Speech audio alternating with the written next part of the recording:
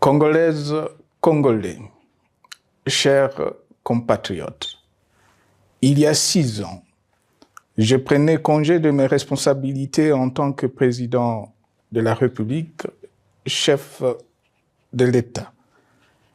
Et fait inédit dans notre pays, en près de 60 ans d'indépendance. J'ai passé pacifiquement la main à un nouveau chef d'État.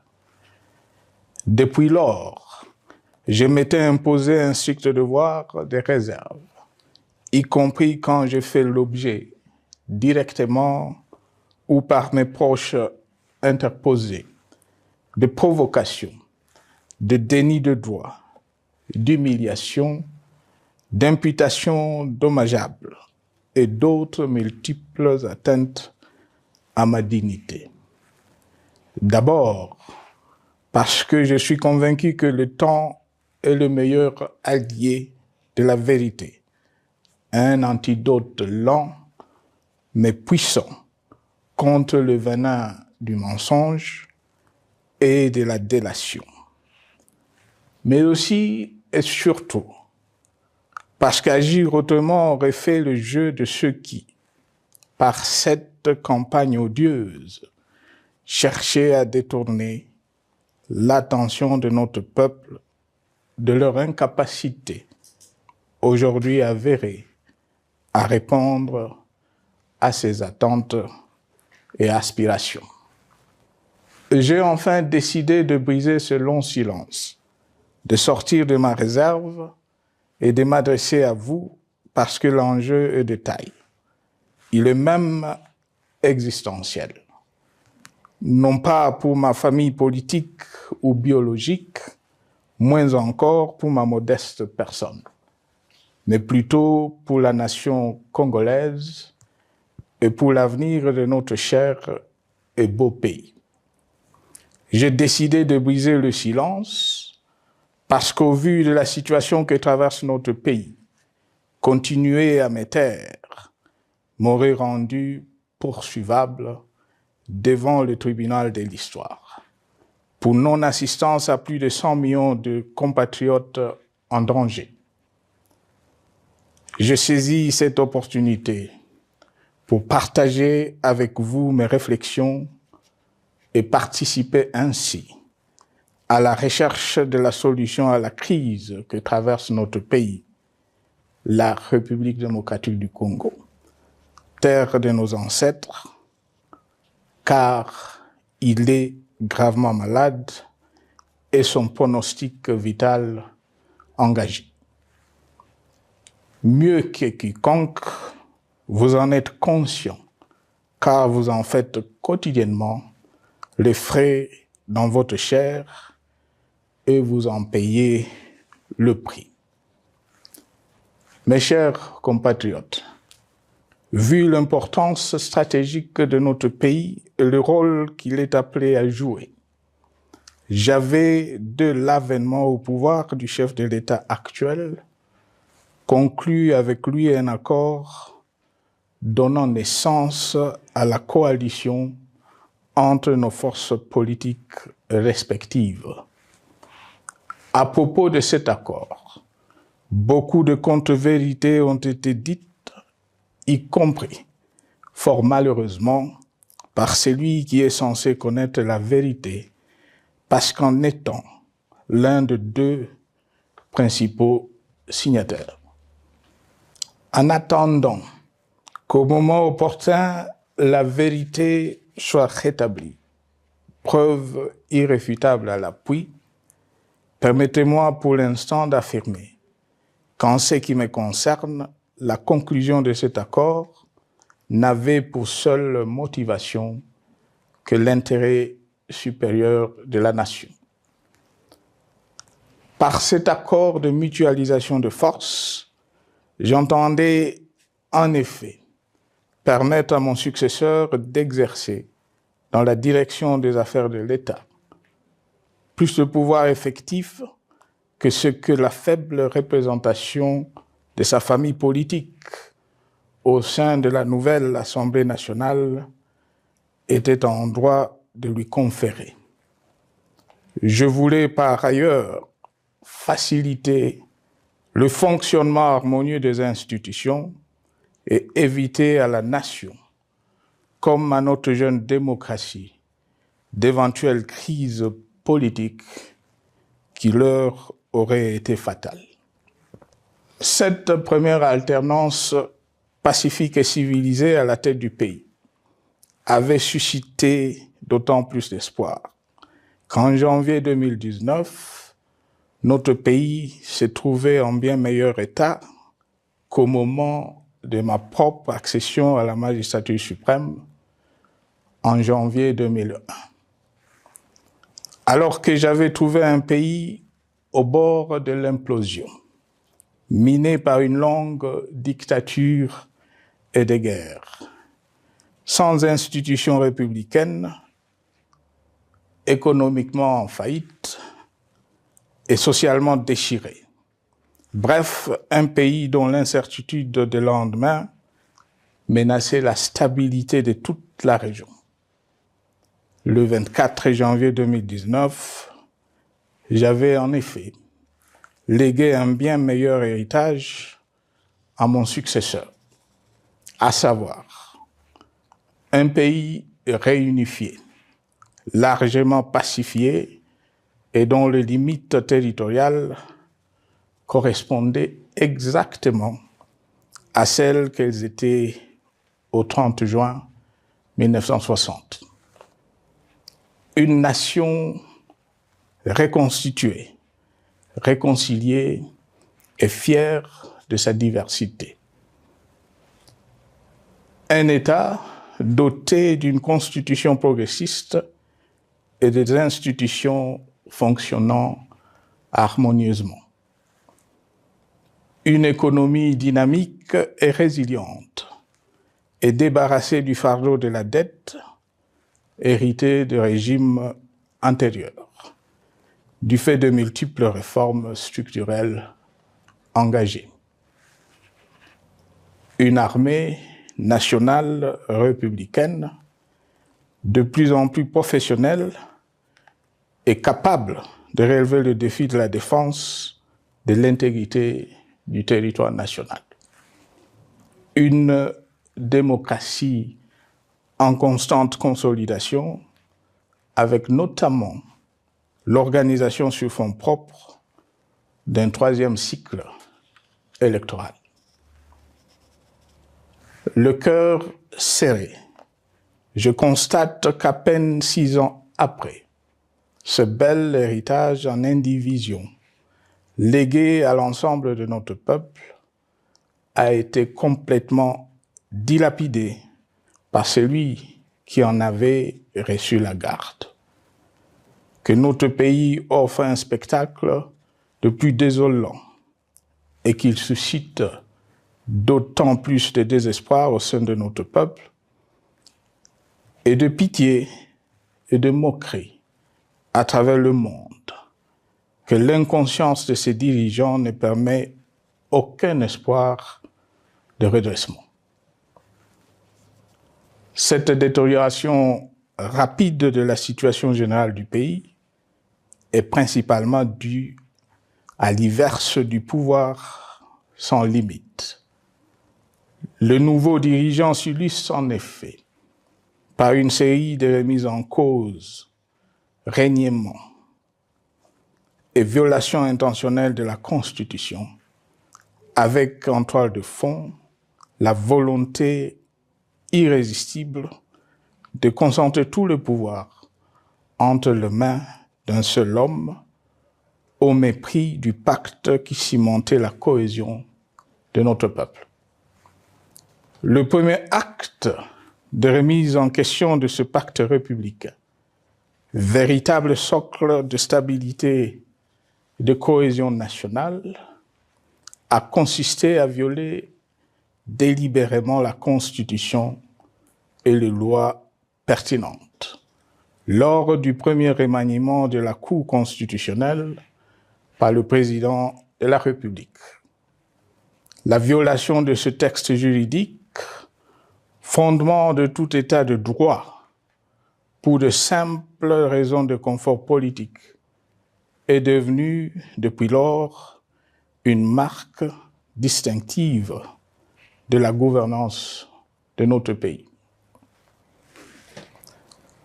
Dans le même esprit, en décembre 2020, il fut organisé un coup d'État institutionnel à la suite du renversement en pleine mandature d'une majorité parlementaire, pourtant dévolue par le peuple souverain, ainsi que le gouvernement qui en était issu.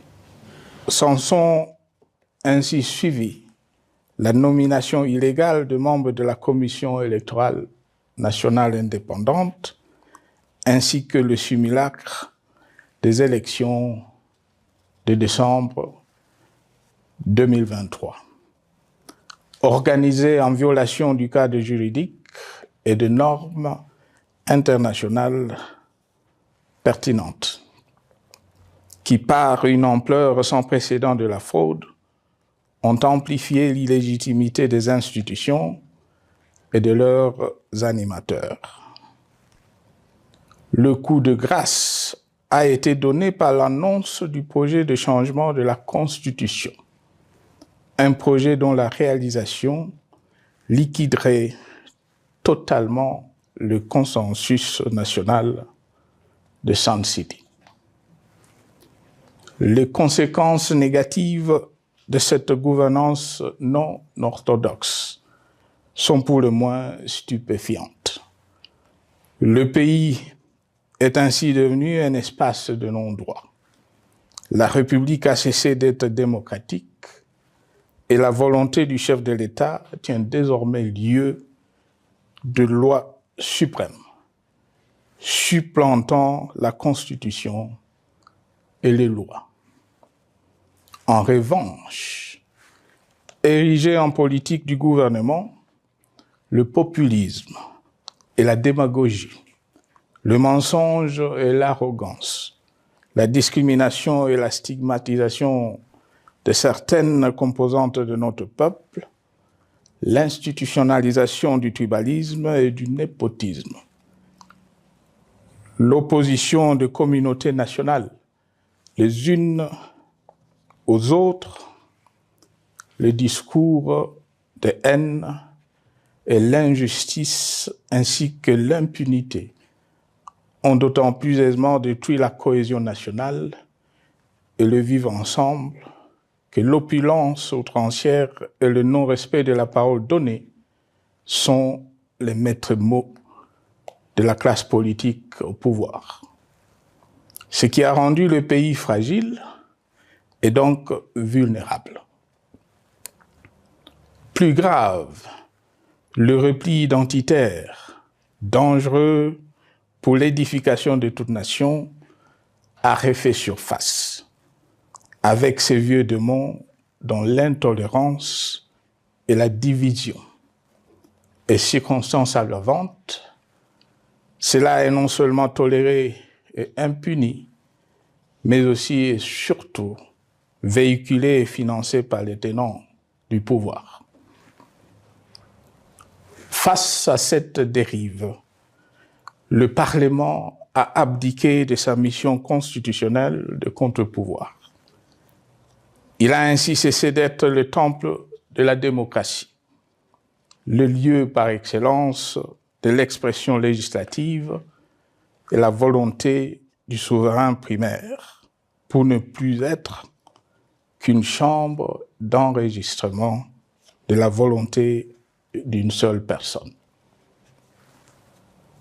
Quant à la justice, garante constitutionnelle des libertés publiques et du socle de valeurs, qui structure notre identité et forge notre unité, elle a complètement démissionné de ses responsabilités, se laissant ouvertement instrumentalisée à des fins politiques. Elle n'est donc plus qu'un instrument d'oppression d'une dictature qui tente désespérément de survivre à contre-courant de l'histoire, par la terreur et l'imposition de la pensée unique. Rôle peu louable, qu'elle partage avec les milices tribales, ainsi que la police et le service de renseignement, eux aussi détournés de leur noble mission de protection des citoyens et de sécurisation de l'État. Sur le plan économique, la situation est de plus inquiétante. Malgré l'augmentation des recettes publiques, essentiellement due à l'arrivée à maturité de toutes les réformes courageusement votées de 2002 à 2018, notamment le nouveau code minier, forestier, des hydrocarbures, des assurances et de la sous-traitance, et un niveau d'aide financière accrue de la part des institutions de Bretton Woods. Aucun investissement n'a été réalisé pour doter le pays d'infrastructures modernes, soutenir des réformes structurelles et stimuler la croissance. Par contre, l'inflation et la dépréciation monétaire, jadis vaincues, sont de retour. La corruption et le détournement de deniers publics ont atteint un niveau inédit. Et l'endettement public que nous avions maîtrisé de 2010 a de nouveau grimpé en flèche, dépassant la barre de 10 milliards de dollars et suscitant des inquiétudes légitimes quant à la solvabilité à moyen et long terme du pays. Les conséquences sur le plan social sont aussi dramatiques. Aggravation du chômage, accumulation des arriérés des salaires des agents de l'État, baisse drastique du niveau de vie de la population et recrudescence du banditisme urbain, de l'exode rural et de la famine dans un nombre croissant de provinces. Les Congolais sont désormais en proie à une véritable angoisse existentielle. Parmi les victimes résignées de ce gâchis se trouve en bonne place notre jeunesse, qui a été pourtant de tout le combat démocratique et qui a beaucoup cru aux vertus de l'alternance pacifique. Aujourd'hui, sans repère ni perspective sérieuse du lendemain, et se sont abandonnés, laissés à la merci des entrepreneurs de conflits et de vendeurs d'illusions de tous bords. Rien de ce qui lui a été promis depuis 6 ans n'a été réalisé. À cette jeunesse désabusée, comme à l'ensemble de notre peuple, nous tenons à donner une assurance. L'échec d'un régime compromet, mais ne scelle pas définitivement le sort d'un peuple. Mes chers compatriotes, s'agissant de la situation sécuritaire, dans les grandes agglomérations comme dans nos campagnes, elle est partout plus que préoccupante.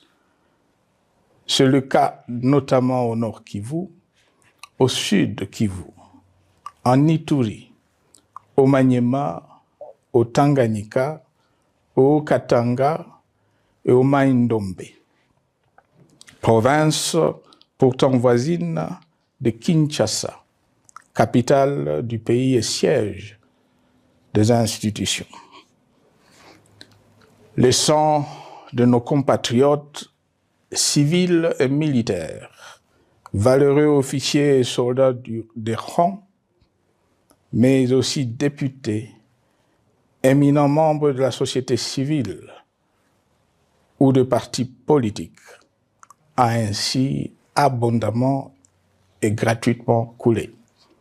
Du fait de l'intolérance, du cynisme, voire pire, d'un terrorisme d'État pratiqué dans un seul et unique dessein, l'abus du pouvoir pour le pouvoir. C'est le cas, entre autres, de plusieurs centaines de détenus du centre pénitentiaire de rééducation de Makala, sauvagement abattus dans la nuit du 1er au 2 septembre 2024, victimes sans défense d'un crime incontestable contre l'humanité, à ce jour restés impunis. Il en est de même de membres de la secte mystico-religieuse Wazalendo de Goma, de jeunes de la Junafek à Lubumbashi et du massacre des adeptes de l'église Mbidi à Kilwa. Cette déliquescence de la situation sécuritaire est due à la mauvaise gouvernance du pays qui, dans ce secteur, est aujourd'hui caractérisé par une formation militaire bâclée, des recrutements et mises en place ethniquement motivés, ainsi que par l'emprisonnement sans jugement, aussi bien de plusieurs militaires et officiers de haut rang que des agents de l'ordre et de sécurité, majoritairement swahiliphones. Bien plus, à l'armée nationale, bouclier de la nation, instrument de préservation de l'indépendance nationale et de l'intégrité territoriale, il a été substitué de bandes de mercenaires, de groupes armés, de milices tribales et de forces armées étrangères qui ont non seulement montré leurs limites, mais aussi enfoncé le pays dans un chaos indescriptible. L'État a ainsi perdu le monopole de la violence légitime en sous-traitant aux groupes armés, autrefois maîtrisés, le maintien de l'ordre public et de la tranquillité nationale. Et comme si cela ne suffisait pas, l'armée nationale est vilipendée, conspuée et tournée en dérision par les autorités qui n'assument jamais rien alors qu'elles sont censées veiller à sa consolidation et à sa respectabilité.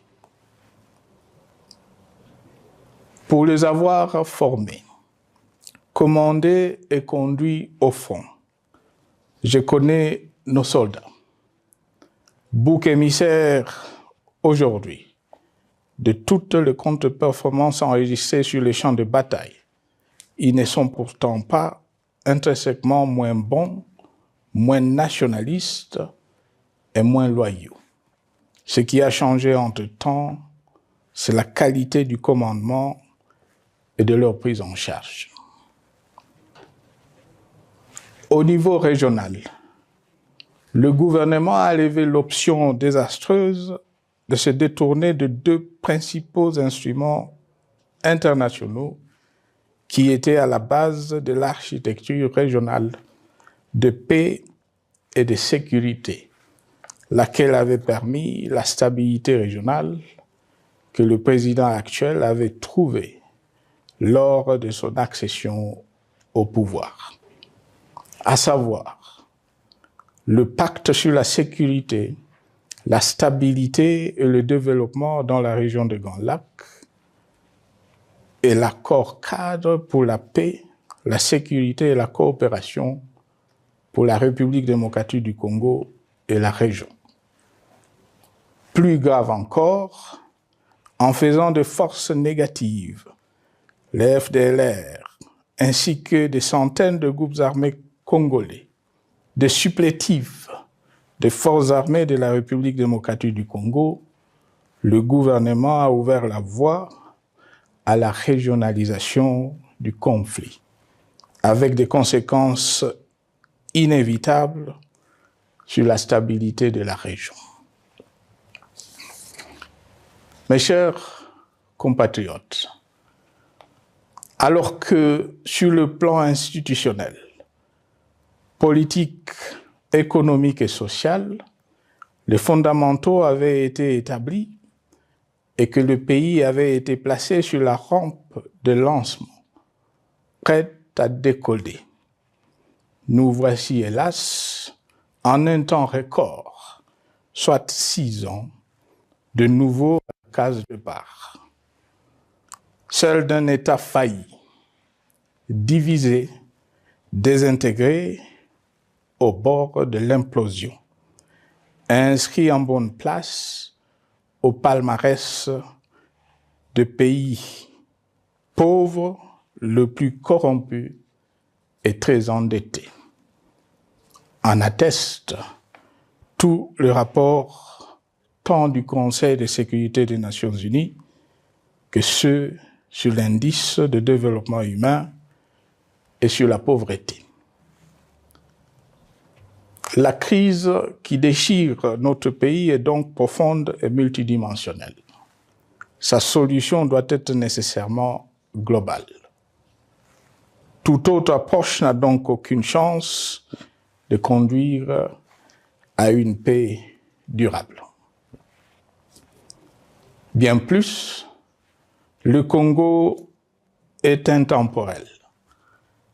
Il n'appartient pas à tel ou tel régime politique, ce dernier étant par définition rotatif et donc passager en démocratie. Il appartient plutôt au peuple congolais dans sa grande diversité. Ce qui est vrai du Congo l'est aussi des immenses ressources du sol et du sous-sol dont il regorge et qui sont essentielles à la croissance et au développement à l'échelle internationale. Que tous, au pays comme à travers le monde, en tiennent compte et qu'ils inscrivent leurs projets dans une perspective qui privilégie l'intérêt du Congo et des Congolais, plutôt que celui de ceux qui, à un moment ou à un autre, dirige le pays. Cela étant, pour sauver le Congo, les griefs légitimes du peuple congolais contre le régime en place ne peuvent être éludés. Ils doivent plutôt être pris en compte. La dictature doit prendre fin et la démocratie, tout comme la bonne gouvernance économique et sociales doivent être restaurées. Car, comme en témoigne l'histoire, il ne peut y avoir de solutions sécuritaires définitives sans solution politique sincère. Sinon, il y aura de nouvelles vagues de convulsions politiques, de troubles à la paix, d'insécurité, d'instabilité institutionnelle, de conflits armés et de guerres civiles. Perspective qu'en toute responsabilité, nous, Congolais, ne pouvons plus nous permettre. Il est dès lors vital que les multiples initiatives de recherche de la paix, Luanda, Nairobi, EAC SADC, l'Union africaine, Doha et Washington, que nous accueillons favorablement, les considérant comme autant de signes de compassion et de solidarité à notre peuple, soient conscientes de cette exigence. Qu'elles accordent aux Congolais à la fois maîtres de leur destin et premières victimes de cette crise la place centrale qui leur revient de droit, aussi bien dans le diagnostic du mal dont souffre le pays que dans la prescription du traitement dont il a besoin pour en guérir définitivement. Il convient de noter à ce sujet que le gouvernement de Kinshasa s'est enfin résolu à se mettre autour d'une même table avec l'AFC/M23 depuis plusieurs semaines à Doha, même si, bizarrement, il continue à considérer comme un crime le fait que les autres Congolais se parlent entre eux. C'est le lieu pour moi de saluer la démarche des évêques de la CENCO et de l'ECC, qui a le mérite de n'exclure du débat aucun sujet ni aucun de nos compatriotes. Sans être parfaite, cette initiative conjointe des Églises mérite le soutien et, si nécessaire, des enrichissements de la part de notre peuple.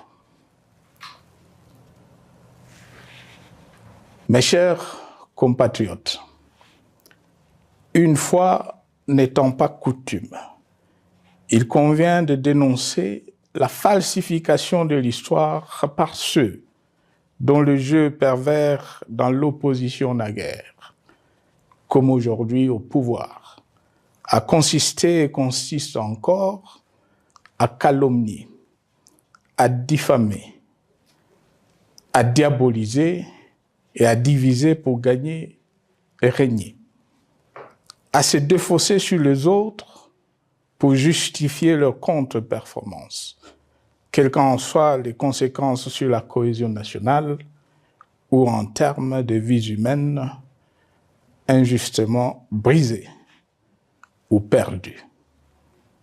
Une preuve, s'il en fallait encore, vient de nous en être donnée une fois de plus. Il y a quelques jours, en effet, suite à une simple rumeur de la rue ou des réseaux sociaux sur ma prétendue présence à Goma, où je veux me rendre dans les prochains jours, comme annoncé par ailleurs, le régime en place à Kinshasa a pris des décisions arbitraires, avec une légèreté déconcertante qui témoigne du recul spectaculaire de la démocratie. Mieux que quiconque, vous savez que pour moi, le Congo est la priorité absolue, que sa souveraineté et son intégrité territoriale ne sont pas négociables, que mon engagement pour la démocratie, la cohésion nationale, la paix et la stabilité n'est pas un slogan creux, et que le respect de la Constitution et des lois du pays, autant que celui de la parole donnée, sont sacrés. Militaire, j'ai juré de défendre la patrie jusqu'au sacrifice suprême. Hier au pouvoir, aujourd'hui en dehors du pouvoir, je demeure plus que jamais fidèle à ce serment. En ce moment où le pays est de nouveau divisé, appelé par le destin, j'ai le devoir d'œuvrer à la recherche de la paix et de contribuer à la reconstruction de notre pays qui se meurt. C'est dans cet esprit que j'ai choisi ce moment pour exprimer ma sympathie à l'endroit de toutes les victimes du conflit en cours, de réconforter et marquer ma solidarité avec la population de la partie orientale. Vous, qui êtes abandonnés par le pouvoir central, qui semble avoir pris le parti de vous punir, entre autres, en déconnectant les institutions financières du réseau bancaire national, et en restreignant le mouvement de personnes et de biens. Ces décisions et bien d'autres vous asphyxient et rendent votre vie plus précaire que jamais. J'en appelle aux uns et aux autres, en particulier au gouvernement, d'humaniser les conditions de vie de nos compatriotes de cette partie du territoire national. Ils ont droit à la vie, à la scolarisation de leurs enfants et aux autres conditions du bien-être. En entendant le rétablissement de l'autorité de l'État sur toute l'étendue du territoire national, j'invite les tenants du pouvoir à protéger la population. De même, l'armée, la justice, les autres structures en charge de l'ordre et de la sécurité doivent être véritablement au service de la population et répondre à ses aspirations. Mes chers compatriotes, de par mon expérience dans des situations similaires, le patriotisme et l'humanisme ont guidé le processus de règlement de conflits et ont porté de fruits dans le passé, aussi bien sur les champs de bataille que sur celui des négociations ou du dialogue. Notre pays avait été divisé de quasi-moitié pendant quelques années. La sagesse avait alors prévalu. Nous avions recollé le morceau et le pays a survécu dans son unité. C'est ainsi qu'après quelques années de réflexion sur la crise en cours, après avoir consulté des chefs d'État et des anciens chefs d'État de la région, ainsi que des acteurs politiques et sociaux, nationaux et étrangers, j'ai fait ce jour une proposition qui engage la nation tout entière à un sursaut patriotique pour un pacte citoyen afin de tirer le pays du gouffre. Le travail hardi qui s'impose à nous portera notamment sur les 12 points suivants. 1. Mettre fin à la dictature, mieux à la tyrannie. 2. Arrêter la guerre. 3. Rétablir l'autorité de l'État sur toute l'étendue du territoire national. 4. Restaurer la démocratie en revenant aux fondamentaux d'un véritable État de droit. 5. Rétablir les libertés fondamentales. 6. Réconcilier le Congolais et reconstruire la cohésion nationale. 7. Relancer le développement du pays par la mise en place d'une bonne gouvernance économique, une gestion administrative et financière orthodoxe et une répartition équitable des ressources nationales. 8. Relancer le dialogue sincère et permanent avec tous les pays voisins en vue de l'instauration de la paix et du développement durable dans la région. 9. Rétablir la crédibilité du pays auprès de partenaires au niveau tant régional, continental qu'international. 10. Neutraliser tous les groupes armés nationaux et étrangers et rapatrier ces derniers dans leur pays d'origine. 11. Mettre définitivement fin au recours et à l'utilisation de mercenaires, conformément à la Convention de l'Union africaine sur l'élimination du mercenariat en Afrique du 3 juillet 1977 et à la résolution des Nations Unies du 4 décembre 1989 portant sur la Convention internationale contre le recrutement, l'utilisation, le financement et l'instruction de mercenaires et rapatrier sans condition ceux qui sont déjà déployés sur le sol congolais. 12. Ordonner le retrait sans délai de toutes les troupes étrangères du territoire national. À ce sujet, je salue la décision sage des pays de la SADC de retirer les troupes de la SAMI DRC de notre pays.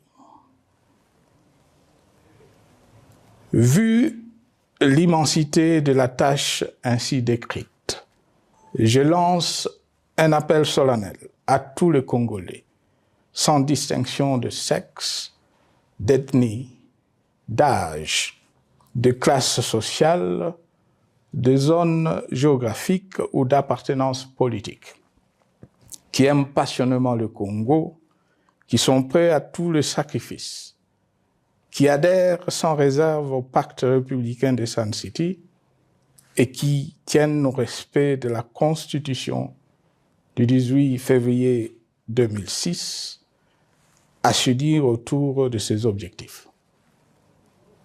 Il s'agit de la refondation de l'État et de l'édification d'un pays qui a perdu ses repères.